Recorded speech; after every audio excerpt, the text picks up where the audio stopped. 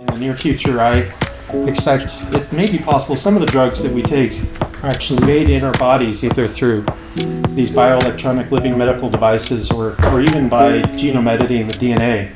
We're excited to be here in beautiful Paris. We're here at the Rice Global Paris Center.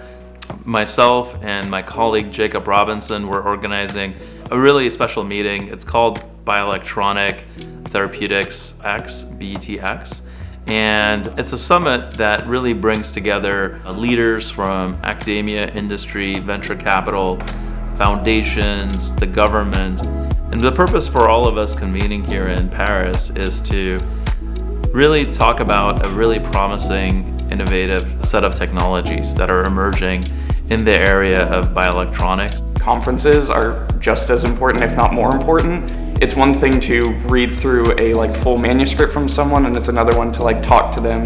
You get to meet them face to face and form those connections that you don't get to do over a paper. For grad students, I mean, usually you're stuck in the lab all the time, so the fact that we get to come out here, meet really interesting people, it's an unbelievable opportunity, and the place itself is absolutely beautiful. I mean, Rice Paris it's immaculate. I can't even explain how cool it is here. Connecting with other graduate students, other professors, other people in the industry, as well as investors that are interested in the space.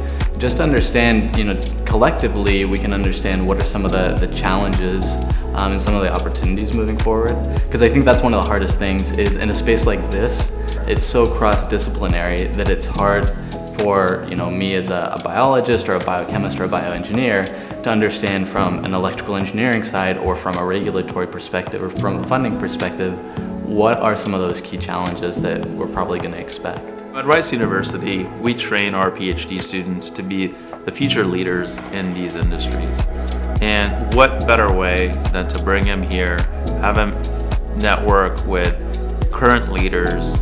It's important to provide a well-rounded educational opportunity to all of our PhD students so that they can be as well networked to understand what is it that industry is looking for, what is it that the market needs to build these solutions in the lab that are going to transform patients' lives.